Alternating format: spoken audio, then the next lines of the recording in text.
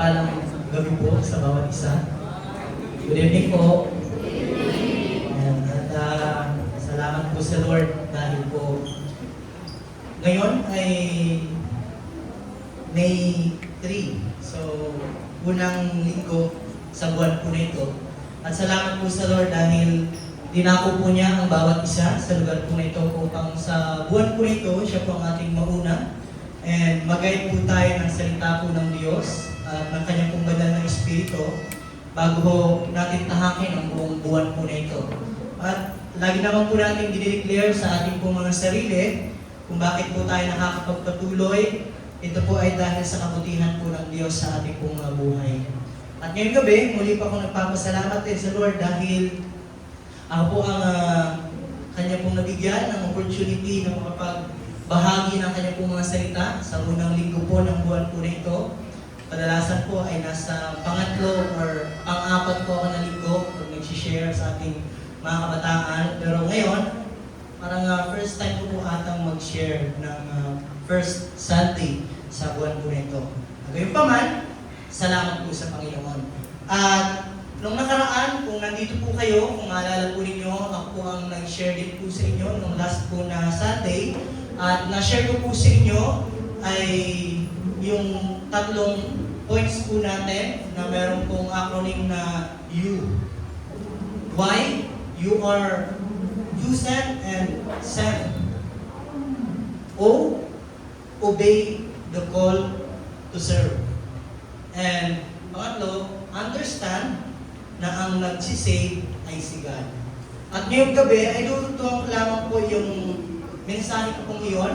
Sa gabi pong ito ay ganun rin nais ko po kayong i-encourage at bigyan po ng power na mula po sa salita po ng Diyos. Ang Diyos po natin, bagamat nung nakaraan ay natutunan po natin na tayo po ay inutusan ng Lord na mag-preach ng gospel. Tayo mismo, kung saan man tayo or anumang kalagayan po natin. Sabi nga natin nung nakaraan, sa bahay man, sa trabaho man, or sa paaralan man, kahit saan man. Sabi sa atin nung nakaraang linggo, nilagay tayo dyan, hindi dahil wala lang, kundi may purpose ang Diyos kung bakit tayo nandyan. At si Lord naman, sa pag-send po niya sa atin, hindi niya po tayo kakayaan na wala lang. Kundi ngayong gabi, ito po ang aking pong ibabahagi sa inyo. Bagamat tayo ay pinili ng Diyos at inutusan na mag-share, mag-proclaim ng gospel, pero hindi lang po nagtatapos doon. Tayo po ay, sabi dyan, empowered. God never sends you empty.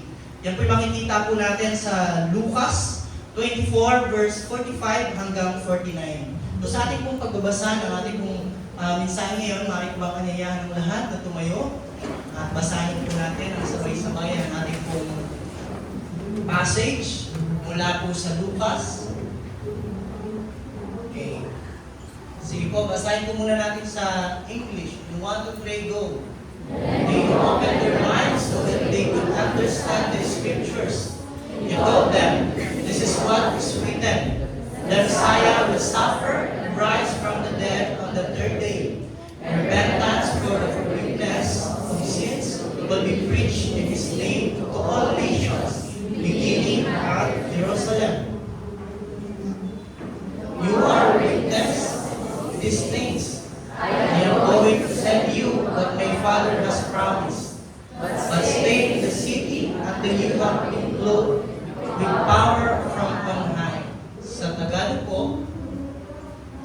binuksan niya ang kanilang pag-iisip upang maunawaan nila ang kanilang. Sinabi niya sa kanila, ganito ang nasusulat. Kinakailangan magdusa at mamatay ang Kristo. At pagkatapos, siya'y muling mabubuhay sa ikatlong araw. Sa kanyang pangalan, ang pagsisisi at kapatawaran ng mga kasalanan ay dapat ipangaral sa lahat ng mga bansa. Magmula sa Jerusalem,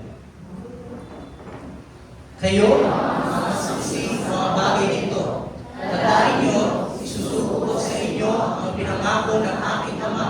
Kaya huwag kayong aalis sa Jerusalem hanggang hindi kayo napagkakalooban ng kapangyarihan mula sa langit. Yan po ang salita ng Diyos. Pero bago tayo umupo, tayo po muna yung manalangin. Dakilang Ama, tunay po na makapangyarihan po kayo at inaamin po namin, Lord, na kung wala po ang pagsama po ninyo, kung wala po ang kalakasan po ninyo, kung wala po kayo, ay wala po kaming magagawa sa aming pong mga buhay. At lubos ang aming pong pagdakila, pagpapasalamat at pagpupuri po sa inyo dahil napakabuti po ninyo sa aming pong mga buhay.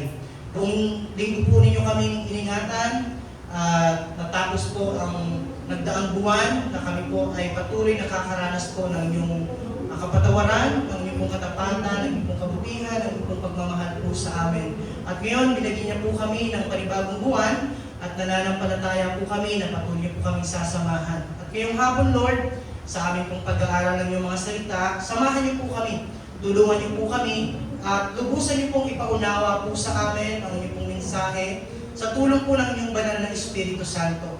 Lord, gamitin niyo lamang ang buhay ko pong ito, maging daluyan ng pagpapala sa pamamagitan ng inyong mga salita na ibabahagi, Lord, sa tulong po ng banal na Espiritu Santo. Salamat po, Ama, kayo po ang mapapurihan at madakila. Ito po ang aming dalangin sa pangalan ni Jesus. Amen. Maaari na po kayong makaupo. Maraming salamat po. Ayan, muli isang pinagpalang gabi po sa bawat isa. Nabadiin niyo naman po at titian ang inyong pong mga tabi ngayon sa kaliwa at sa kanan. Ayan, so kamusta niyo naman po sila? Kamusta po sila sa ng buwan? Kung pagpasok po ng buwan ng May, ay okay pa po ba sila? Masaya po ba sila? Or excited po ba sila pumasok sa paaralan? Kasi next month, ayan, pasukan na po. Sino po excited na pasukan na sa susunod po na buwan? Unti lang. Unti lang excited na magkakaroon ng allowance. Diba kasi pag may pasok, nabibigay ng allowance ng mga magulang. Pag walang pasok, ng pera. Kaya malungkot na masaya. Sa pasok naman, masaya na malungkot.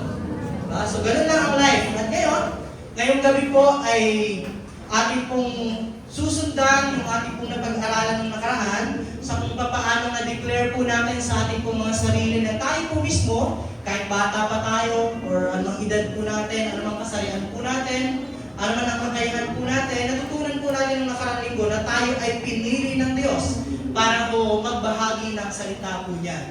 Ibahagi ang kanyang kabutihan, ang kanyang pong kapangyarihan, ang kanyang pong ginawa sa ating pong mga buhay. At ngayon, bago po natin ito isa-isahin itong ating pong Lucas 24, tingnan po muna natin ang munting background lamang kung sino po ang nagsulat po nito. So, ang nagsulat po niyan ay si Lucas. Si Lucas po ay isang doktor. Siya rin po ay, bukod sa kanyang pagiging doktor, nag-aaral din po siya ng salita po ng Diyos. Siya po ay nagsasaliksik po sa kung ano po ang gospel. And sabi diyan, hindi po siyang nakasama po ni Pablo, na apostol po ng Diyos, para ipangaral po ang salita po ng Lord. At kung bakit niya po ito isinulat, sabi diyan, sinulat niya po ito para bigyan po ng yung pagkasunod-sunod at maayos po na account patungkol po sa buhay ng Panginoon. So dito po sa aklat po ng Lucas ay pinakita po dito ang pagiging Son of Man po ni Jesus. Kasi alam naman po natin may kanya-kanyang point of view itong ating pong apat na gospel. Maalala po ninyo yung Matthew po natin, ang point of view po ni Matthew doon na si Jesus, siya po yung king na ipinangako. At sa atin naman pong dito, sa Mark, si Jesus, yung kanyang pagiging servant. Nakita natin doon yung point of view na pagiging lingkod ng Diyos. Dito, kay Lucas, yan, yung pagiging Son of Man po ni Jesus. At kay John, yung pagiging Son of God ni Jesus. So sana po ay batid niyo po yun. Pero kung di pa man, okay lang. At ano pong context po nitong ating chapter 24, itong ating Lucas po na passage na napili ngayong gabi. So kung inyo pong babasahin ang kabuuan po ng Lucas 24, ito po yung nabuhay na po si Jesus. So pumunta yung mga kababaihan sa nilibingan po kay Jesus, pagpunta po nila doon, wala na po ang katawan po ng Panginoon. So ang nadatnan po nila doon ay dalawang lalaking nagniningning.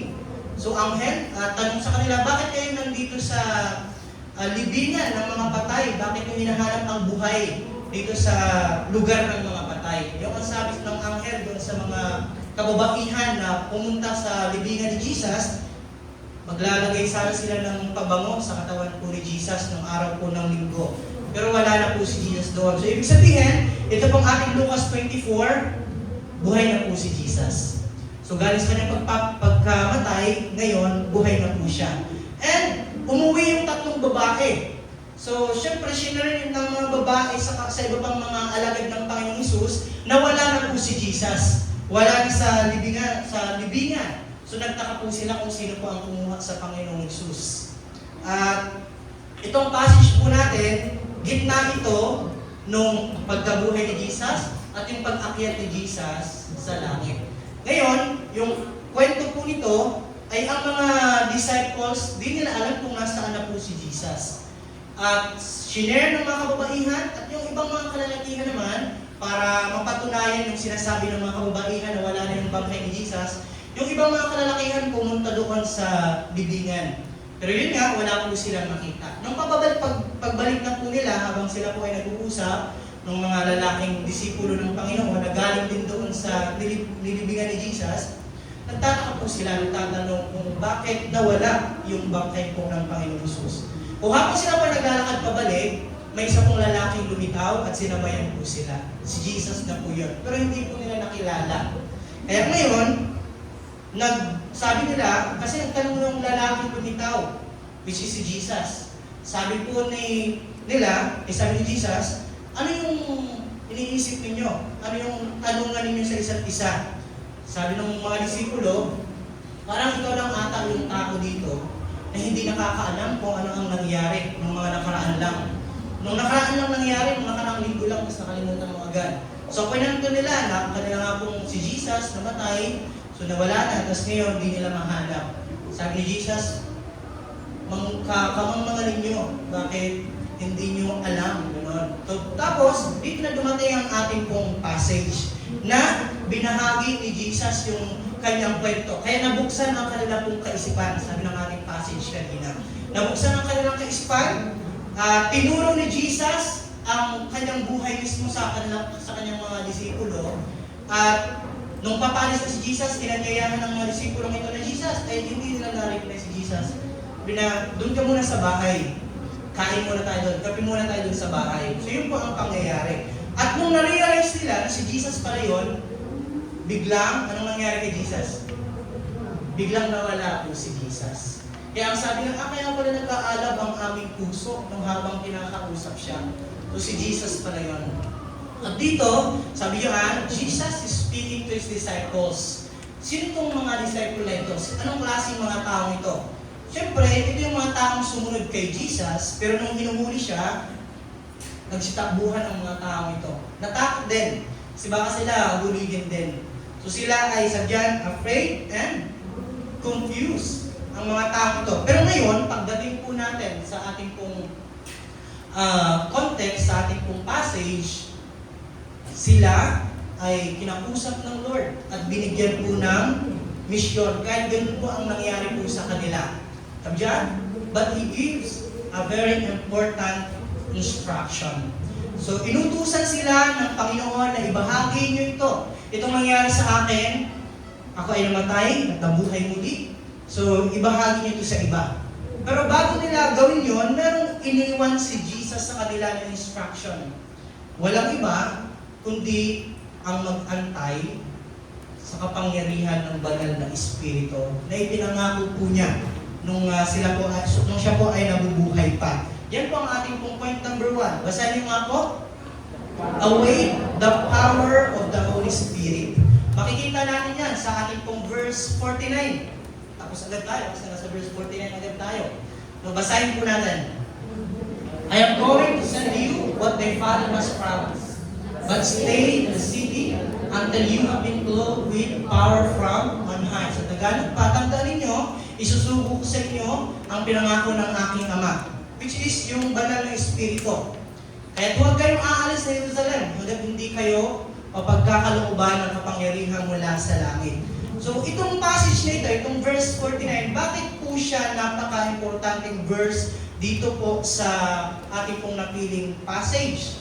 Kasi makikita po natin, bagamat sabi doon sa ating verse 45, 46, 47, 48, alam na nila ang gospel. Meron na po silang salita ng Diyos. In fact, si Jesus po mismo ang nag-explain po sa kanila noon. Si Jesus po mismo ang nagbigay ng karunungan noon. Bukas ng kanilang kaisipan, ganun din ang kanilang mga puso. Pero may isa pang inutos si Lord. Titingnan ho natin, hindi agad sinabihan ng Panginoon Jesus, sige, magsialis agad kayo. And sa inyong pag-preach, gawin ninyo lahat ng inyong makakaya. Or gamitin ninyo lahat ng inyong kaalaman, yung mga skills po ninyo. Hindi ganun ang sinabi po ni Jesus. Kasi kung tayo sa paningin natin, kung ating babalikan yung ating pong verse 45 to 47, sapat na yan para mag-preach ka ng gospel. Sapat na ang karunungan po na ito, tulad ng sabi ko, si Jesus po mismo ang nag-explain po sa kanila nito. So face to face po i-explain ni Jesus sa kanila ang bagay po na ito. Basahin po natin ulit. Binuksan niya, so si Jesus po ito, ang kanilang pag-iisip upang maunawaan nila ang mga kasulatan. Sinabi niya sa kanila, ganito ang nasusulat, kinakailangang magdusa at mamatay ang Kristo. At pagkatapos, siya'y muling mabubuhay sa 3 araw. Sa kanyang pangalan, ang pagsisisi at kapatawaran ng mga kasalanan ay dapat ipangaral sa lahat ng mga bansa, magmula sa Jerusalem at sa iba pang mga bansa. Again, si Jesus po mismo ang nag-explain po nito sa kanila, face to face, na tinuro sa kanila ni Jesus. At kung ating titingnan, tulad ng sabi ko, sapat na yan. Sapat na yan na taglay para po makapag-preach ng gospel. Sapat na yan para makapag-evangelize. Sapat na yan para lumakad na sila at magbahagi ng salita ng Diyos. Pero, makikita po natin dyan, hindi pa nagbigay ng signal ang Lord, kundi nagbigay po siya ng utos. Yon ay ang maghantay ng banal na Espiritu. So, bakit po ba napakahalaga nitong utos po na ito? Kung ating pong babalikan, yan po ang sinabi ni Jesus doon po sa ating pong mga gawa, verse 4 ng ating chapter 1. So, on one occasion, while he was eating with them, so si Jesus po yan, kasama po nilang kumakain, yan, binigyan po sila ng command. Do not leave Jerusalem, but wait for the gift of my Father promise, which is yung banal na Espiritu, which you have heard speak about. So yan po ang kanila pong binili ni Panginoong Hesus sa kanila. Sa Tagalog pa, huwag kayong aalis dito sa Jerusalem, sa lugar ninyo. Di ba ang utos sa kanila, ipangaral niyo itong salita ng Diyos mula sa Jerusalem hanggang sa lahat ng dako, sa lahat ng bansa. At ngayon, sabi niya, pero huwag muna kayong aalis. Paano po or ano po makukuha po nating aral po sa verse po na yan? Itong mga disciple po na ito, meron na po silang, pwede na po silang mag-share ng gospel. Nakasama po nila si Jesus. And ilang 3 years po nila nakasama po si Jesus. Nakita kung anong mga himalang ginawa ni Jesus. Nakita kung paanong ang Panginoon ay napakabuti sa lahat ng tao, paano makisama ang Panginoon, natunghayan po nila yon. Pwede na nilang i-share po yun. And nakita rin po nila, napakinggan rin po nila kung paano po magturo si Jesus. Pero, sabi dyan, pinutusan pa silang mag-antay. Mag-antay ng banal na Espiritu Santo. Ngayong hapon, ay ngayong gabi, gusto ko lamang po ipaalala sa bawat isa. Bagamat itong mga disciple na ito, may sapat na po silang kaalaman o ng karunungan patungkol sa buhay ng Panginoong Hesus. Pero ngayon, nais ko pong ipaalala kasama ko ng aking sarili. Lahat po na nandito ngayon, knowledge is not enough to evangelize. And experience is not enough too. Kaya ang kailangan po natin, walang iba, kundi ang banal na Espiritu Santo ng Diyos. Kasi again, kung makikita natin ang background itong mga disipulo pong ito, na-experience na si Jesus, nakasama na si Jesus. Ngayon, si Jesus mismo ang nag-explain sa kanila patungkol po sa gospel. Pero hindi pa sila sinad po ni Jesus doon po sa pag-preach ng gospel. May binigay pa si Jesus na pangako, ang banal na Espiritu po niya. Kaya nga po, sabi ko nung nakaraan, yes, tayo po ay tinawag ng Panginoon, tayo po ay inutusan po ng Panginoon. And na-explain din po natin nung nakaraan, na hindi natin kaya. Hindi natin yun maibabaliwala sa ating sarili. na mahiyain po tayo, na hindi po tayo magaling, hindi po tayo mahusay magsalita, and may mas magaling pa po sa atin. Hindi po natin yung lubusang may alas po sa ating mga sarili. Pero tulad po ng ating pong pamagat ngayong gabi, hindi po tayo sinisend po ni Jesus na wala lang. Tayo po ay binigyan niya po ng kapangyarihan. Maging ang mga disciples, ito po ang kanyang gamit. Ano pong sabi ng ating pong unang Corinto, chapter 2, verse 10 and 15. Ngunit, ito ay inahayag ng Diyos sa atin sa pamamagitan ng Espiritu. Sinasaliksik ng Espiritu ang lahat ng bagay, maging ang mga pinakamalalim na bagay na may kinalaman sa Diyos. Walang nakakaalam sa iniisip ng isang tao maliban sa kanyang sariling espiritu. Gayon din naman, walang nakakaalam ng mga iniisip ng Diyos maliban sa Espiritu ng Diyos. Kaya kung paano nagmamatter ang banal na Espiritu ng Diyos pag tayo ay mag-share, hindi lang ang karunungan natin, hindi lang ang experience po natin, dahil yan ang kayang gawin ng Espiritu po na ipinangako po niya. Kaya kung itutuloy-tuloy pa po natin to, ganun din ang pagkasabi ko itong ni Pablo, which is si Pablo rin ay nagpipreach po talaga ng gospel. At siya rin ay matalinong tao, siya rin ay may power po na tao. Pero ano sabi po niya dyan? Ang tinanggap natin ay hindi ang espiritu ng sanlibutan, kundi ang espiritu na mula sa Diyos, upang maunawaan natin ang mga kaloob niya sa atin. Verse 13, ano pong sabi niya? Basahin po ng lahat. Hindi sa pamamagitan ng karunungan ng tao, kundi sa pamamagitan ng Espiritu. Ang pinapaliwanag namin ay ang mga katotohanan spiritual para sa mga nagtataglay ng Espiritu. Maging sila rin, hindi po sila nagre-rely sa sarili po nilang lakas, sa sarili po nilang karunungan. Sila po nagre-rely sa banal na Espiritu po ng Diyos. At makikita po natin diyan yung patuloy na pagsama mo ng Panginoon. Wala na po yun ang Panginoon, yung physical po niya katawan, wala na, umakyat na po sa langit. Pero iniwan niya ang banal na Espiritu na siyang palaging sasama po sa kanila. Kaya sabi ng ating verse 14, sapagkat ang taong hindi nagtataglay ng Espiritu ay hindi kayang tumanggap ng kaloob mula sa Espiritu ng Diyos. Para sa kanila, ano po ang tingin nila kung tayo mag-share ng gospel po sa kanila? Pag wala ang pagsama ng banal na Espiritu Santo, sabi diyan, kahangalan ang mga iyon at di nila nauunawaan. Sapagkat ang mga bagay ng spiritual ay mauunawaan lamang sa paraang spiritual. Nauunawaan ng taong magtataglay ng Espiritu, kahangalan ng lahat ng bagay, ngunit hindi siya nauunawaan ng taong hindi nagtataglay ng Espiritu. Kaya nga po ganun napakahalaga itong pangako ng Diyos sa kanila. Again, hindi po sapat ang ating pong karunungan, I believe. Sa 3 buwan ng ating pong pag-aaral ng gospel, alam niyo na po ang patungkol sa buhay ng Panginoong Hesus. Alam niyo na po kung anong nangyari po sa Panginoong Hesus. Kung ano po ang kanya pong ginawa. Kung paano po siyang naghirap. Kung paano niya pong inalay ang kanya pong buhay. Alam niyo na po yun. Alam ko na memorize niyo na po yun. Kahit siguro nakapikit kayo, alam niyo na kung saang verse makikita or gagamitin or mga verses ang gagamitin sa pag-i-evangelize. Pero hindi pala sapat yun.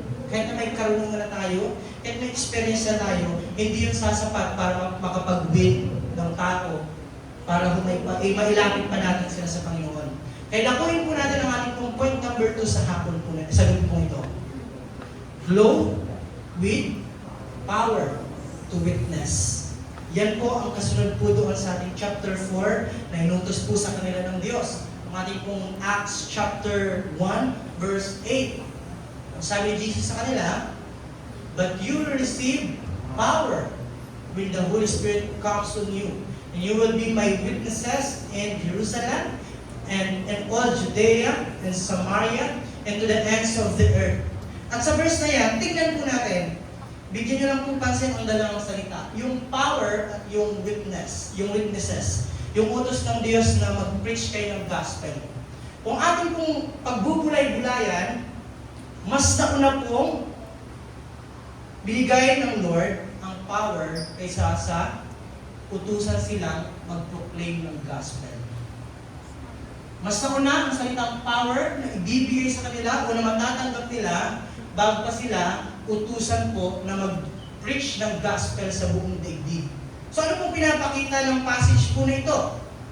Na tayo, bago tayo isend ng Panginoon, hindi niya tayo hahayaan doon sa kahinaan po natin na tayo ay mahiyain, na hindi natin kaya, na hindi sapat ang karunungan po natin, na hindi tayo nakapag-aral ng Bible school, hindi natin alam ang buong Bible natin. Pero alam niyo ang unang binibigay po ng Diyos bago po tayo isend, walang iba kundi ang kapangyarihan po niya. Sa pamamagitan po ng banal na Espiritu po ng Diyos. Itong ating pong tingnan ng salitang Holy Spirit, para lubusan po natin maunawaan kung bakit po sinasabi sa atin ngayon na hindi lang tayo sinisend ng Diyos na iiwang empty lamang sa kahinaan na mayroon po tayo, kundi nandiyan ang banal na Espiritu po niya. Kasi kung ating pong titingnan yung salitang Holy Spirit sa Greek word, yan po ay nangangahulugang parakletos. Basahin niyo nga po. Yan po ang Greek word ng Holy Spirit, ng banal na Espiritu. At yung salitang iyan ay binubuo po yan ng dalawang salita na merong kahulugan. Una, yung para. So ang ibig sabihin ng para, sa tabi. Okay? Sa tabi. Habang inaaraw ito, baka na-realize ko lang bakit pag nagpapatigil tayo ng gift, ang sinasabi natin, para. Kasi ang ibig sabihin pala nun, sa gilid lang po. Sa tabi lang. At ang pangalawang salita na binubuo nitong parakletos po na ito, yung kalyen. Ibig sabihin, tukol. So pag pinagsama natin itong dalawang salitang ito, meron po yung English na meaning. Ang ibig sabihin, isang tinawag para samahan ang isa. Isang tinawag para tabihan yung isa. So, pangalawang ibig sabihin ng salitang parakletos po, one who pleads another's cause because a judge. So, siya yung lead. Tagalog niya, sumasamo or nangungusap or nagpapaliwanag doon sa kanyang kasama. So, para po mas ma-imagine po natin, doon sa hukuman. Yung inakusahan, di ba ang sinasabi niya, Mr. Chair, I invoke my right to remain silent. At ang nagsasalita para sa kanya ay yung katabi niyang judge. Hindi siya ang nagsasalita. Hindi siya nag-explain. Hindi siya ang nagkukwento. Ang nagkukwento ay yung judge na nasa tabi niya. So, ganyan ang ibig sabihin ng parakletos. At pangatlo, salitang yan ay nangangahulugan na taga-protect, taga-defend, legal assistant, taga-comfort, taga-tulong. Yan ang ibig sabihin ng salitang parakletos na pinangako ni Jesus na ibibigay sa kanila bago po sila mag-preach ng gospel. At ngayong gabi, gusto kong sabihin sa bawat isang nandito ngayon, sino ka man, anong pinalalagayan mo, anong pinagdadaanan mo, inutusan tayo ng Diyos, hindi lang mag-isa lang. Kundi siya mismo ang sumasama po sa atin. Siya po mismo ang tumutulong po sa atin. Siya po mismo ang nagpo-comfort po sa atin. Siya mismo ang nagpo-protecta po sa atin. Sa kanya pong pinapagawa po sa atin. Yan ang banal na Espiritu po ng Diyos. Kaya kung ating pong babalikan, kung pupuntahan po natin ang John chapter 4 verse 16. So by the way, kung gusto nyo pong malaman ang gawa ng Espiritu ng Diyos sa ating pong mga buhay, kung may time po kayo, basahin nyo po yung John 14, 15, and 16. So, yung tatlong chapters po na yan, diyan nyo po makikita kung ano po ang gawa ng banal na Espiritu po ng Diyos sa ating pong mga buhay. So ito pa ang sabi po ni Jesus. Si Jesus po mismo nagsabi po nito, na mananalangin ako sa Ama, makikipag-usap ako sa Ama, makikipag-usap sa Ama, para anong gawin po niya? Para yung Ama, sabi niya, He shall give you another comforter, yung banal na Espiritu, that He may be abide, ano daw? Hindi lang din panandalian, hindi lang din yung time or araw na ikaw ay nag-ministry, kundi pang walang hanggan na pagsama. Walang hanggan po na paggabay po sa atin, pagtulong po sa atin, pag-comfort po sa atin, pag promises po sa atin. So anong ibig sabihin? Pag tayo po ay nagpipreach, pag tayo po ay nag-ministry sa Panginoon, ang ibig sabihin, si Jesus po ang mangungusap sa tao sa pamamagitan ho ng ating pong buhay, sa pamamagitan po ng kanyang pong mga salita. Hindi po tayo ang magpapaunawa sa mga tao ating pong babahagian. Si Jesus po ang magsasalita po nun. Si Jesus po ang mag-i-explain po nun sa kanila. Si Jesus po ang hihipo sa kanila nun. Ang trabaho lang natin, again, mag-share lang. At ang pangungusap, gawa na yun ng banal na Espiritu po ng Diyos. Kahit sino man, sabi niya po sa atin, kahit pa mamamatay tao yan, kahit adik yan. Kahit ang kaibigan natin, sinabihin natin, wala ng pag-asa. Kayang pangusapan ng banal na Espiritu ng Diyos ang puso po nila. Ngayon, tulad ng lagi po natin dinideclare, lagi po natin binabahagi, lagi po natin ini-encourage sa ating pong pag-aaral ng practical evangelism, lagi po tayo ini-encourage na bahagian ng ating mga mahal sa buhay, mga kakilala. Hindi man natin alam kung anong magiging respond po nila sa atin, paano sila mag-respond sa ating sasabihin, pero hindi na natin trabaho yun. Si Lord ang magtatrabaho nun. Kaya kung babasahin po natin, ito King James Version po yan, kung babasahin po natin sa NIV, bigyan yung panalangin po ni Jesus, sabi ni Jesus, I will ask the Father, He will give you another advocate to help you, to be with you forever, the Spirit of truth. The world cannot accept Him, but neither sees Him nor knows Him, but you know Him, for He lives with you and will be in you. I will not leave you as orphans. I will come to you. Again, ang pinapatutulan yan ay ang banal na Espiritu na ibinibigay po ng Diyos. So, itutuloy po natin sa Tagalog po para mas muna po ng mga nakakabata po natin kasama ngayon. O, sabi po sa Tagalog, dadalangin ako sa Ama upang kayo bigyan niya ng isa pang patnubay na magiging kasama ninyo magpakailanman. Siya ang Espiritu ng katotohanan na hindi matanggap ng sanlibutan sapagkat siya ay hindi nakikita, hindi nakikilala ng sanlibutan. Ngunit nakikilala ninyo siya sapagkat siya ay nasa inyo at siya ay mananatili sa inyo. Yan ang pinangako ng Diyos na kasama ho natin saan man ho tayo magpunta.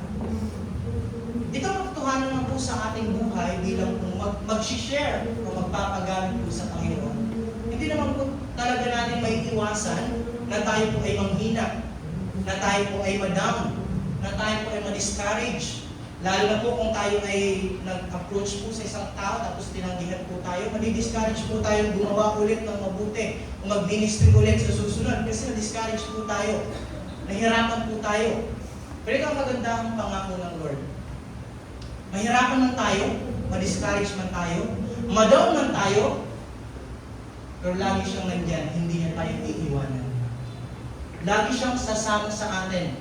Hindi siya lalayo sa atin. Hindi niya tayo iiwanan, sabi ng pangako po niya. Sabi niya sa ating pong 18, hindi ko pa kayo iiwanan ng mga ulila. Babalik ako sa inyo.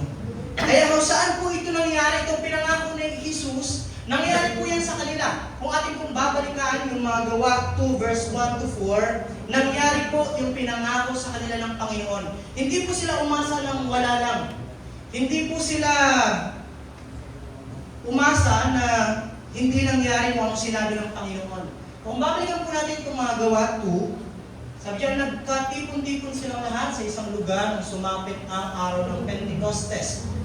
So, ang salitang Pentecostes, para kung sa hindi po nakakaalam, ito po ay, kung sa Old Testament, ginagawa, fiesta po yan sa kanila. Yung Pentecostes, fiesta po yan sa kanila. So, kailan po yan ginagawa? Ginagawa po nila yan, so pagkatapos po ng Passover, kung narinig nyo na po yung Passover, so magbibilang po sila doon, simula sa araw na yon, hanggang 50 days, celebrate po nila yan. Pente, ibig sabihin 50 days. Yun ang sa Old Testament. Pagdating ng New Testament, kasi ginagawa nila ang fiesta niyan pagtapos ng paghahandog para mapatawad ang kanilang kasalanan. Sa New Testament, yung Pentecostes na nandito po sa ating Acts, simula nung nabuhay ang Panginoong Hesus. Simula nung pagtapos ng kanyang paghahandog ng kanyang sarili para maligtas ang ating mga kasalanan. Simula ng araw na yon, Sunday yon, bibilang sila ng 50 days at isi-celebrate po nila yan. Yun po ang Pentecostes. 50 days, matapos yung paghahandog, yung pagkabuhay ni Jesus. Kaya yan po ang kaganapan po na yan para po sa mga nagtataka pa ng salitang Pentecostes. So 50 days po yan mula nung pagkabuhay ng Panginoon, pagtapos ng pagdiligtas po sa atin. So ano po nangyari po sa kanila ng pagka-50 ng araw, simula nung ang Panginoong Hesus ay nagtapos ng paghahandog para sa ating mga kasalanan. Anong nangyari po sa kanila? Verse 2, walang ano-ano ay may ingay na nagmula sa langit, na tulad ng tugong ng malakas na hangin, at napuno nito ang bahay na kinaruroonan nila. Next, verse 3, may nakita silang parang mga dilang apoy na dumako sa bawat isa sa kanila. At silang lahat ay napuspos ng Espiritu Santo. Which is yun yung pangako ni Jesus sa kanila na ibibigay po sa kanila. At anong nangyari po nung napuspos po sila ng banal na Espiritu? Nagsimula magsalita sa iba't ibang wika ayon sa ipinagkaloob sa kanila ng Espiritu. So same din po yan doon sa John chapter 20 verse 22, kung ano pong gawa ng banal na Espiritu. Pagkatapos ng hiningahan niya at sinabi, tanggapin ninyo ang Espiritu Santo. Kaya anong nangyari po sa kanila? Nung mga taong nandoon sa paligid po nila, so habang sila po ay nagpipray, doon po sa fiesta po na ginaganap po nila, so bumaba ang banal na Espiritu na pinangako sa kanila ng Diyos, nagpagsalita po sila ng iba't ibang wika, at ang nangyari, ang mga tao ay nagtaka. Bakit sila nakakapagsalita ng sarili nating wika? Sabi ng mga tao doon na hindi pa Christian, mga tao doon na hindi pa nakakatanggap sa Panginoon. So sabi ng mga tao, mga anong klaseng salita ang meron sila, o mga taga saan sila? Taga Partia, taga Media, taga Ilam, taga Mesopotamia, Judea, Cappadocia, Ponto, Asia, taga Phrygia, at Pamphylia, Ehipto, Libya, Cyrene, Roma, Judeo, mga Hintel. So yun po ang mga taong nasa paligid po nila. At yan din po ang mga salita na nasalita po nila. So yun tinatawag po natin speaking of tongue. So yan po ang mga lingwahe na napasa kanila, na nabanggit po nila. Meron pa pala, ano ba? Mga taga Krita, Arabia. So, napakaraming salita ang lumabas po sa kanilang bibig. And ganyan din po ang nangyayari pag nagpipray po si Pablo. Maalala po si Pablo, pag siya po nagpipray, pag siya po naglilihands, pag dumadapo po sa kanya ang banal na Espiritu po ng Diyos, nakakapagsalita po siya ng iba't ibang wika. So, kung titignan po natin yung mga binanggit po na lugar, ito po yung mga lugar po na yun na nakapalibot po sa kanila. So, taga dito po sila, taga Jerusalem po sila, dito. At yung mga wika na nabanggit po nila, na nasalita po nila, ay yung mga wikang nasa kapaligiran po nila. So, anong ibig sabihin po niyan? Hindi po sila makakapag-preach, hindi po sila makakapag-share ng salita ng Diyos kung hindi naman po nila naiintindihan yung mga tao na nandito. Hindi naman po sila makakapagpakilala sa mga tao ito kung sino si Jesus kung hindi naman nila alam kung paano pakitunguhan, kung paano po sila magsasalita. Kaya itong pangako ng Diyos, hindi lamang personal ang nakinabang, yung banal na Espiritu Santo. Kundi ang mga tao ito ay, nabigyan dyan, anong naging nangyari, naging impact po ng pagdating ng Espiritu Santo ng Diyos? Breaking of linguistic and cultural barriers. So the Holy Spirit's arrival empowers the apostles to speak in different languages. Ano po sinisimbolo po ito? Symbolizing breaking of linguistic and cultural barriers, this empowerment is crucial for the spread of the gospel. Paano naman tayo makakapag-share sa isang taong hindi naman natin naiintindihan? Take note po, ito pong mga apostol po ng Panginoon, Binigyan po sila ng pagkaunawa, pagkaintindi sa kung paano nagsasalita ang mga tao ito at kung paano po ang kultura po nila. Kasi paano nila mawiwin ang mga tao kung i-judge nila sa pamamagitan ng salita nila at ng kultura ng mga nandito. Again, paano natin mawiwin ang ibang tao kung hindi natin sila iintindihin sa kanilang kultura at sa kanilang pong pananalita? Hindi ho natin sila mawiwin. Kaya ang Panginoon Hesus, binigyan sila ng ganyang karunungan para mawin nila ang mga tao. At alam niyo ho, sa mga sumunod po ng kwento nitong pagtapos ng speaking of tongue po nila, ang mga tao ito, nawin po nila, na-evangelize po nila at tumanggap sa Panginoong Hesus at nagpabaptize sa pangalan ng Panginoong Hesus. Yun ang nangyari. Kaya ho, nung dumating sa kanila ng Espiritu Santo, naging handa po sila na maging witness. Again, nauna ang power na binigay ng Diyos bago ang utos na mag-spread po sila ng gospel. Ganun din ang panawagan po ito sa atin ngayong gabi, mga kapapa po kabataan. Believers, which tayo, should be prepared to witness sa iba. Hindi sa pamamagitan ng lakas natin, hindi sa pamamagitan ng karunungan natin, hindi sa pamamagitan ng Bible verses lang na memorize at meron tayo, yung Romans Road, kundi sa pamamagitan ng kapangyarihan ng Espiritu po ng Diyos. Amen? Hindi sa power natin, kundi sa power ng Espiritu ng Diyos. Kaya ang gagawin po natin, magtiwala po tayo na si God, magpro-provide po siya ng mga words na dapat po natin banggitin sa ating pong pag-i-evangelize. Si Lord mismo ang magbibigay yan po niya sa atin. Kaya sabi niya, the Spirit guides, the Spirit guides, empowers, and enables effective witness. So para maging epektibo ho tayong mga ngaral ng salita ng Diyos, ang kailangan po natin ay ang kapangyarihan ng Espiritu po niya. Kaya ngayong gabi, gusto ko pong i-declare natin sa ating mga sarili that you are not sent weak. You are sent covered in Spirit. Amen?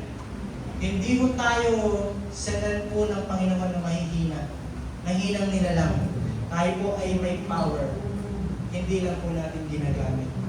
Kaya ho, sabi nga po nitong Lucas chapter 12, verse 11, for the Spirit will teach you at that time that you should say. Sa Tagalog, sa oras na iyon, ang Espiritu Santo magtuturo sa inyo kung anong dapat ninyong sabihin. Di ba't napakagandang encouragement po sa bawat isa po sa atin ngayong gabi, na sa ating pong pag-preach ng gospel, wala dapat pala tayong ika-alala, sapagkat ang Espiritu ng Diyos ang magsisend ng kanyang pong mga salita sa kung anong sasabihin po natin. And sa ating pong pag-share ng gospel, hindi naman laging masayang moment lamang. Merong madidisappoint po tayo, mapanghihinaan po tayo ng loob. And ganyan din ang encouragement pagdating po dito ni Luke, dito po sa mga disciple, pagdating chapter 13.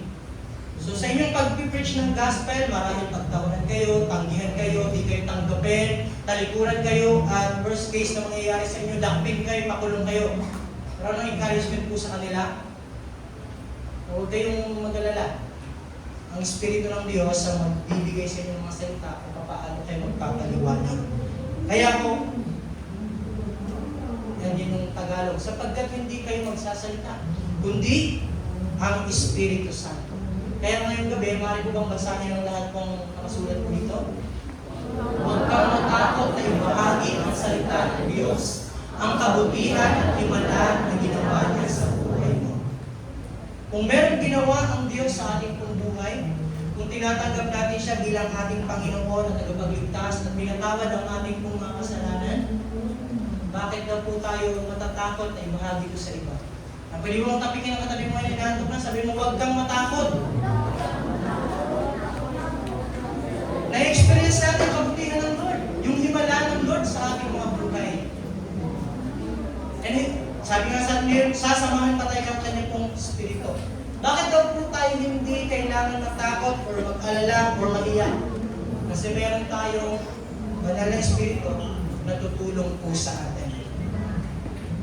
Kaya sabi dyan ng 14:26 ng John, the advocate, itong banal na Espiritu ng Diyos, ng Parakletos po na ito, isisend ng aking Papa para sa inyo, will teach you all things and will remind you of everything I have said to you. Siya ang tutulong sa atin para tayo ay makapagsalita. Ganyan din po ang encouragement po ni Pablo sa isang pastor, kay Timoteo.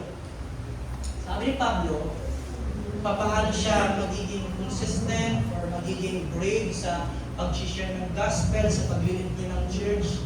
Ito ang sabi niya, Pinoy version po ito. Sa tulong ng Holy Spirit na nabubuhay sa atin, ingatan mong mabuti ang mga mabubuting bagay na ipinagkatiwala sa iyo. This is yung mag-lead ng church. Hindi niya magagawa sa sariling lakas, hindi na-remind or in-encourage or sinabi ni Pablo kay Timoteo, sige, gawin mo lang lahat ng makakaya mo, sa lakas mo, sa lahat ng napag-aralan mo. Pero ang sabi niya, gawin mo yon sa tulong ng banal na Espiritu po ng Diyos. Amen? Hindi ka mag-rely sa sarili mong lakas. Kundi mag-rely ka sa sarili mong, sa Espiritu po ng Diyos.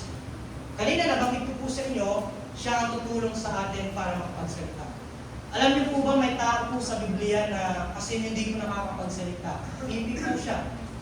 Pero nakapag-preach po ng gospel. Kilala niyo po ba ang tao po ito? Si Zacarias. Nakakaalala po ba kay Zacarias? Sino po siya? Papa po siya dito. Ni? Ano nakakaalala? Yes, totoo po yung narinig po ninyo. Hindi po siya nakakapagsalita. Niyan po siya. Papa po siya ni?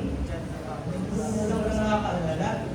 Papa po siya ni Juan na nag-bautismo kay Jesus. Sino pong mama po or sinong asawa ni Zacarias? Si Elizabeth, ang kanyang asawa. So nung nanganak po si Elizabeth, so lumapit ang mga tao sa bahay nila. So sabi nila, nanganak ka, pinagpala ka ng Lord. So ano ba ang pwede natin ipangalan sa anak ninyo? Sabi ni Elizabeth, sabi ng mga tao, junior na lang, junior yung pangalan ninyo, Zacarias din. Totoo to ha, isang sinikwento ko. Pagbasahin yung Lucas 1. So sabi ng mga tao, junior na lang, pangalan ni Zacarias. Sabi ni Elizabeth, hindi, ano na lang, Juan. Kasi wala pa namang pangalan sa pamilya ninyo na nagngangalang Juan. So Juan na lang. Ngayon, nag-sign language sila kay Zacarias. Tinanong nila, sa ano lang, sign language, di tayo marunong yun. Ganun lang sila kay Zacarias. Ang tanong nila, ano daw ang ipapangalan kay baby boy na si Juan? Sabi ni Zacarias, nanghingi siya ng papel at sinulat niya. So Juan, ang sunatuan Juan. So hindi po siya nakakapagsalita. Pero alam nyo, nung pinangalanan nila, nung time na nagbigay sila ng pangalan sa kay Juan, na anak po nila, bumaba ang Espiritu, nabuksan ang bibig po ni Juan at nakapagsalita. Kumanta po siya, umawit po siya. Hindi natin alam kung anong kinanta niya. Baka banal mong Espiritu siguro yung kinanta niya. Hindi natin alam, pero kumanta po siya.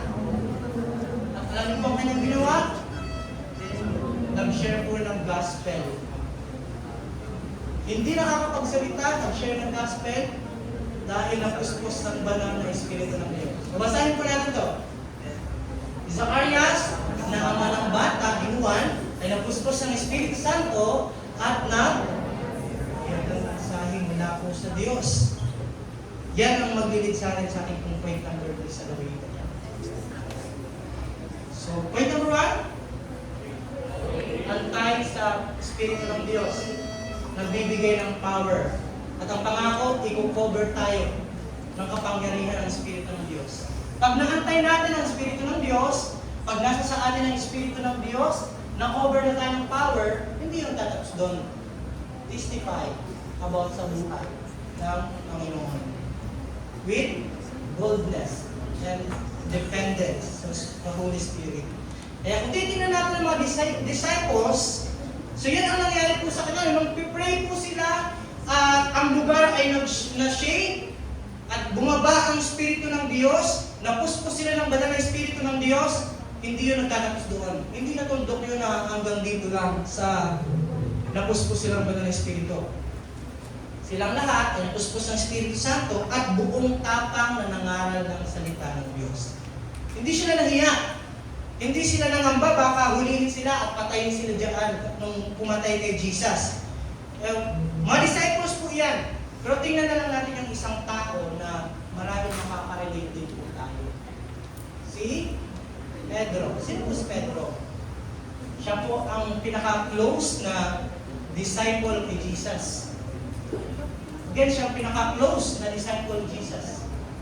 And siya yung nagsabi na disciple, kahit anong mangyari, di na iiwanan. Kahit patayin ka na, sige, patayin din na ako. Kahit bugbugin ka na, sige, bugbugin din nila ako. Bago ka na masaktan, ako muna ang masasaktan nila. So, ganun katapang itong si Peter. Pero nung hinuhuli na si Jesus, anong ginawa niya? Tinanggi niya po si Jesus ng 3 beses. Hindi pa nga po nahuli si Jesus, nung titilangan pa lang yung manok, dininay niya si Jesus. Pero alam niyo, nung natanggap niya ang Espiritu po ng Diyos, hindi niya nakinahiyan si Jesus, kundi preach niya ng buong tapang. Sabi nga diyan, same man, pero iba ang Espiritu. Nung nakaraan, ang Espiritu naman siya takot, pangamba, hindi siya, baka hulihin din siya, maraming dahilan. Pero nung nasa kanyang Espiritu po ng Diyos, nangaral po siya, nung merong buong tapang. Kaya ang sabi diyan, goodness is not about sa personality po natin. It is the result of being filled with the Spirit. Yan po ang sabi niya doon, sabi ni Pablo kay Timoteo. Sapagkat ang Espiritu ang binigay sa atin ng Diyos ay hindi Espiritu ng pinatutuwa, kundi Espiritu ng kapangyarihan, pag-ibig at pagpipigil sa sarili. Pero ngayong gabi, bago natin tapusin itong ating point number 3, ito ang tanong sa ating mga sarili ngayon. Paano ba mapupuspos ng Espiritu ng Diyos? Paano ba natin may experience ang Espiritu ng Diyos? Number 1, bibigyan natin ang sagot, syempre, mag-pray. Tanungin mo ang sarili mo at kagabi mo na nag-pray ka ba? Nag-pray na, tulog na ngayon. Ngayon pa lang, nag-pray ka. Number 1, kung gusto natin mapuspos ng Espiritu ng Diyos, palaging manalangin. Tingnan po natin kung paano po sila napuspos ng Espiritu ng Diyos. Una-una nilang ginawa, anong sabi diyan, naka-highlight? Nanalangin po sila. Itong nanalangin po sila, nayamig ang kanilang lugar, itong lugar ng kanilang sinasambahan, ang kanilang pinagpiprehan. Baka nagdodonwa sila ng gano'n. So habang sila nagdodonwash, habang nagpiprayer time sila, nayanig ang second floor at bumaba ang Espiritu ng Diyos. At pagtapos ng donwash, nag-preach sila ng gospel. Ganun ang power ng panalangin. Tingnan pa po natin, meron pang halimbawa po dito. Pagdating doon, may pinanalangin ng 2 apostol, ang mga Samaritano, upang sila'y tumanggap din ng Espiritu Santo. Sapagkat hindi pa ito bumababa kanino man sa kanila doon sa lugar ng sa mga Samaritano. Sila ay nabautismuhan pa lamang sa pangalan ng Panginoon Jesus. Bumaba ang Espiritu Santo sa pamamagitan po ng kanila pong pagpipray. At ang mga tao po dito na hindi pa po nananalangin, na hindi pa po nakakapagpabaptize, baby Christian pa lang ang mga tao nandito, alam nyo, nakapagpabaptize. And nag-share din po ng gospel ng mga tao po dyan. And sabi ko po dyan sa ating pong Romans 8 verse 26. Ito naman, may dahilan tayo, minsan hindi tayo marunong mag-pray. Kasi ang requirement to para mapuspos ng Espiritu ng Diyos, mag-pray. Pero hindi naman tayo marunong mag-pray. Pero sabi nga ng pangako kanina, ang Espiritu ng Diyos ang tutulong sa atin. Hindi lang sa mga material na bagay, hindi lang sa mga physical na bagay, kundi maging sa ating spiritual na buhay. Tutulong din ang Espiritu. Basahin po natin yan. Ganun din. Ganito din tayo, tinutulungan ng Espiritu. Kasi mahina tayo. Hindi natin alam kung paano tayo mag-pray. Kaya, Espiritu mismo ang mag-pray sa Diyos para sa atin. Sa mga daing na hindi kaya i-express ng mga salita ng tao. Nandiyan ang help maging sa ating spiritual po na buhay. Para mapuspos sa Espiritu Santo, mananalangin tayo, di tayo marunong mag-pray, ang Espiritu mismo ang tutulong sa atin para mag-pray, makapag-pray, para ma-express natin ang salita o na hindi ko natin kaya ma-express. Kaya ito ang isang bagay na laging ini-encourage po sa atin. So wala namang masama na gamitin natin ang verse na ito na pinanghahawakan natin patungkol sa material na bagay. Pero ngayong gabi, titignan po natin ang context po nitong verses po nito. Kung anong klase material ba na bagay or may ibang bagay pang pinapatungkulan po dito. So, basahin po natin. And I tell you, ask, and it will be given to you. Seek, and you will find. Knock, and it will be open to you. For everyone who asks, receive, and the one who seeks, finds. And to the one who knocks, it will be open. Again, wala namang masama kung ito po yung gagamitin na life verse patungkol sa paghingi ng mga material na bagay sa Panginoon. Okay lang yan, walang masama po doon. Pero, ang context po nito, hindi lang siya about sa material na bagay na paghingi. Kundi about siya sa Espiritu, paghingi ng Espiritu sa Diyos. Sabi dyan, which of you fathers, if your son asks for fish, bibigyan ba sila ng ahas? Kung sila ay manghihingi ng egg, bibigyan ba sila ng scorpion? Kung sila ay may papa ba na kahit masama, pag naghihingi ang anak, magbibigay? Ang papa pa kaya natin nasa langit? Pero itong context ng verse na yan. Father in heaven, give the Holy Spirit to those who ask Him. Ang verse po na iyon ay patungkol sa paghingi ng banal na Espiritu ng Diyos. Pag ikaw ay manghihingi, tatawag, kakatok, ibibigay niya yan sa iyo. Para, sabi niya, pag nagpipray tayo, pipasa po natin yan. The Holy Spirit brings us continually into a deeper, more profound experience of who God is. He brings more of God to us as we bring more of us to Him. Ano yung sabihin?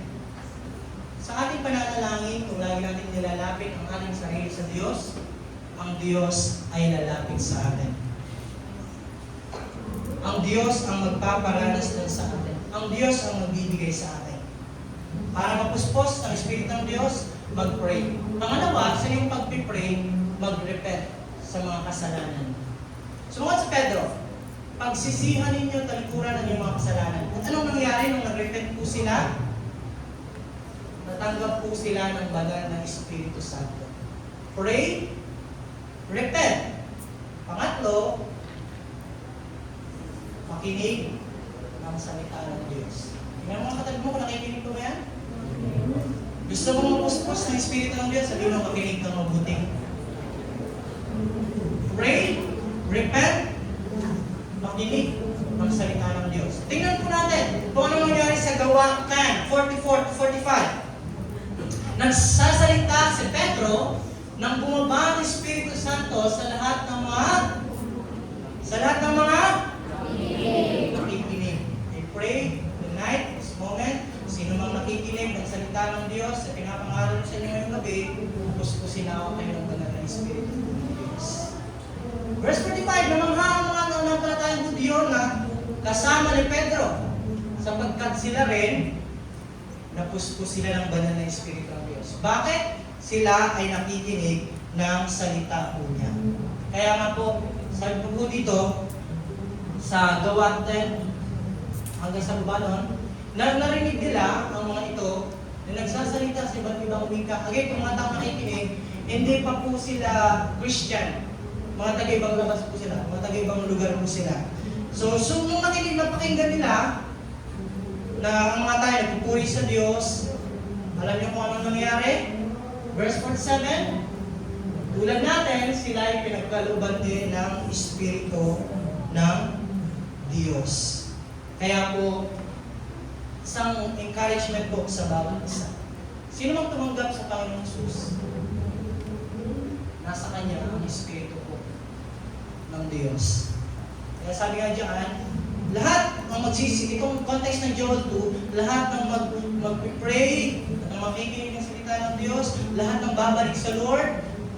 Ang sabi diyan, ipagkakaloob ko ang aking espiritu sa lahat ng tao. Pero again, ang taas na verses niyan, mga taong mag-pray, bumalik, tumalikod sa kanilang kasalanan, nakikinig ng salita ng Diyos.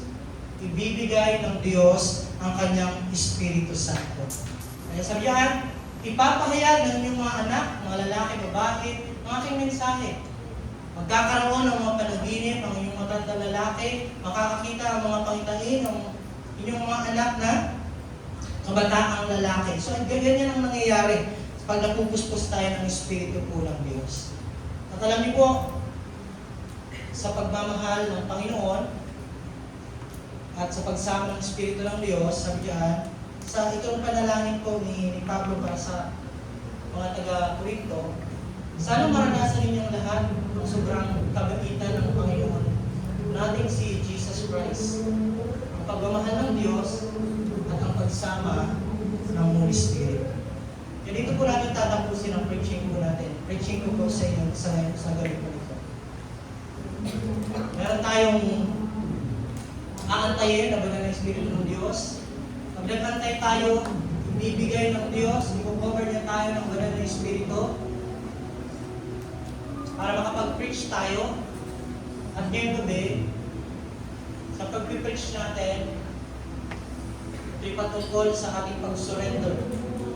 Para hindi tayo stress, para hindi tayo panghinaan, kakayaan natin ang Espiritu ng Diyos ang mag-lead sa bawat isa po sa atin. Kung maalala niyo po ang kwento po nito ni Philip, so ang kwento po sa Acts 8, si Lord, ang banal na Espiritu ng Diyos na nasa po kay Philip. Philip, pumunta ka sa lugar na ito, sa Jerusalem, papuntang Gaza, pero ang lugar na ito hindi na dinadaanan ng tao. So, pagpunta ni Philip doon, merong isang eunuko.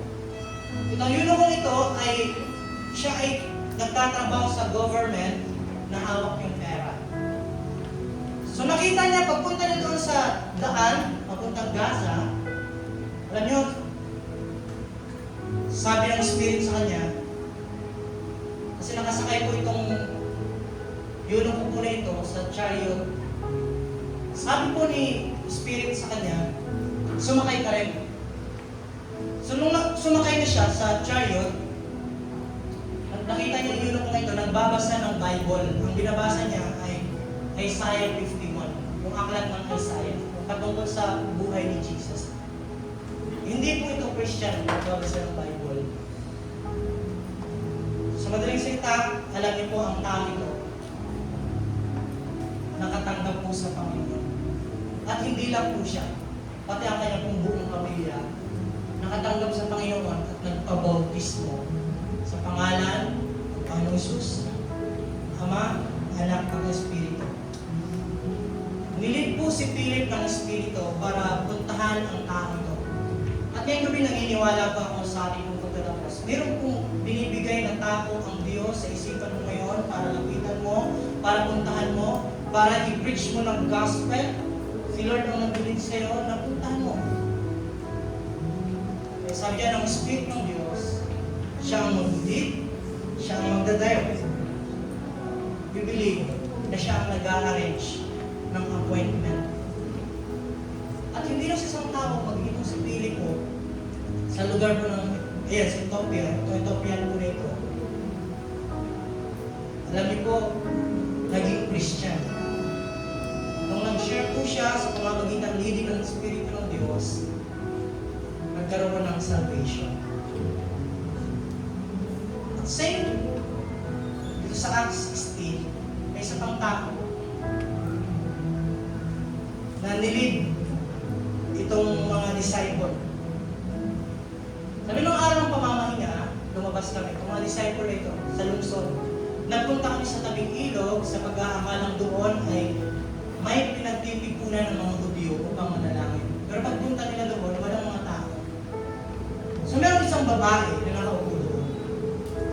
Ang pangalan ng babae ay si... Wala niya ang pangalan ng babae.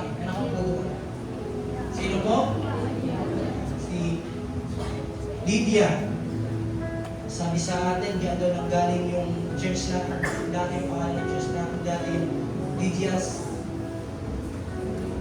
So, ang babae ito, ang trabaho po niya, siya po isang negosyanteng babae. Nagtitinda po siya ng mamahaling tela. Alam niyo ho, ang mga disciples, hindi po sila ang nagbukas ng puso ng babae ito. Alam niyo kung sino ang nagbukas ng puso? Basahin po natin. Binuksan ng Panginoon ang kanyang isip upang kanyang pakinggan ang pinapangaral ni Pablo. Ngayong gabi, kung ikaw mismo ay hindi mo pa natatanggap ang Panginoon, hindi mo pa nararanasan ang Espiritu ng Diyos, buksan nawa ng Diyos ngayong gabi ang iyong puso upang tumanggap ka sa Kanya bilang Panginoon mo at tagapagligtas. Kung ikaw naman ay isang tao na nagpipray sa family, sa friends, sa classmates, pag-pray din natin na ang Espiritu ng Diyos ang magbukas sa kanila. At alam niyo, ang babae ito, yes, naging Christian din siya. At ang kanyang buong pamilya. Sa English pa, the Lord opened her heart to respond. Ngayon, nahihirapan tayo kasi naisip natin sa ating pag-share, sa ating pamilya, sa ating mga magulang, sa ating mga kapatid. Matigas na kasi ang puso nila eh. Sarado-kandado kasi yung kanilang faith. Pero again, ngayong gabi, tulad ng sinabi ko sa inyo ng nakaraan, walang matigas na puso sa mainit na pagmamahal ng Diyos. May friends tayo hanggang ngayon, hindi pa nakakakilala sa Lord. May mga kapatid tayo hindi pa nakakakilala sa Lord. Pero alam nyo, once na mag-share tayo ng gospel, and i-open ni Lord ang iyong kanyang heart, makakakilala yan sa Lord. Kasi yun yung nangyari sa babae. Nung in-open ng Panginoon ang kanyang heart, alam mo ano yung ginawa niya? Nagpabautismo po siya ng kanyang buong pamilya. And tonight, I declare in the name of Jesus, ikaw at ang buong mong pamilya maliligtas sa araw ng pagkilos ng Panginoon. Amen?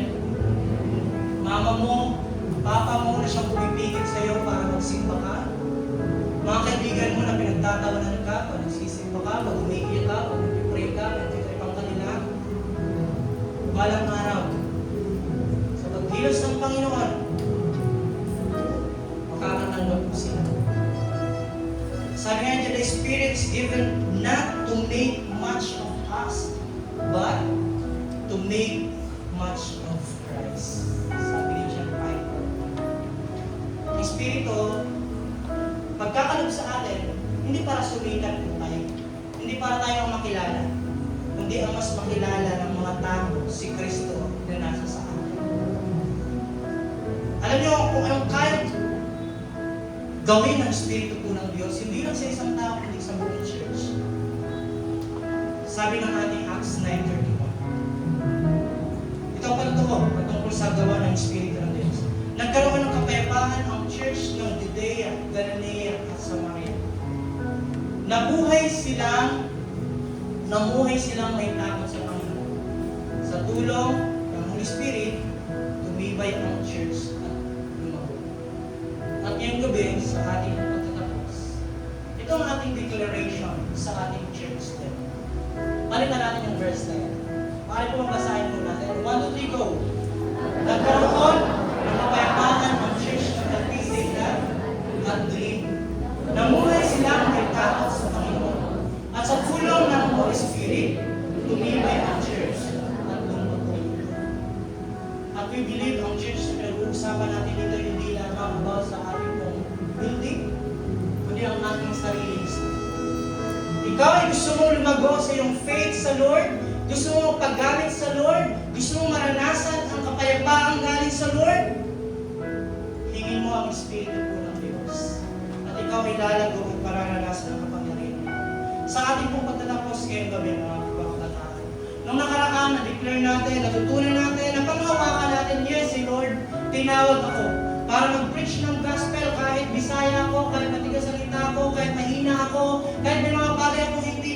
when tinawag ako ng Lord, sinend ako ng Lord. Pero ngayong gabi, dudugtungan natin yan. Hindi ka lang tinawag. Hindi ka lang pinadala. You are empowered by the Holy Spirit.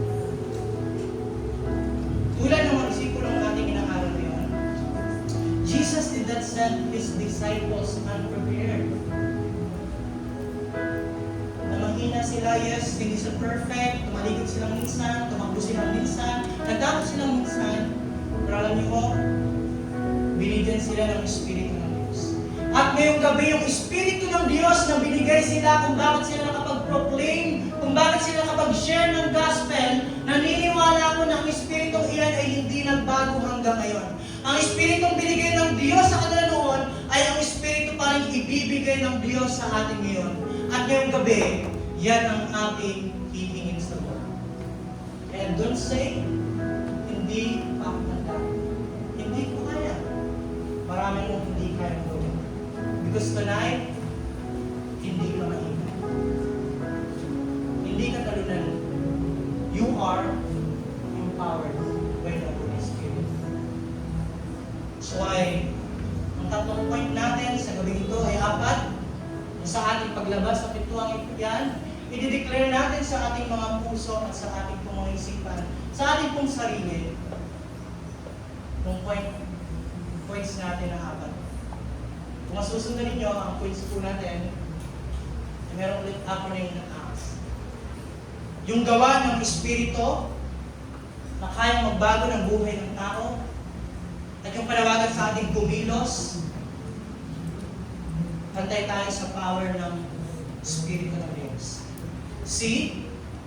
Kaya basahin natin lahat dito sa A1. 1, 2, 3, go! I will await His power. I am clothed with His power. I will testify boldly. I will surrender to His leading. At ngayong gabi, maaari po ang anayahan ng lahat para maranasan natin yung power na yan. Ito ang ating gawing panalangin.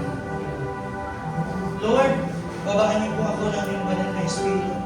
Sige po, maaari po ba tayo lahat ngayon tumayo?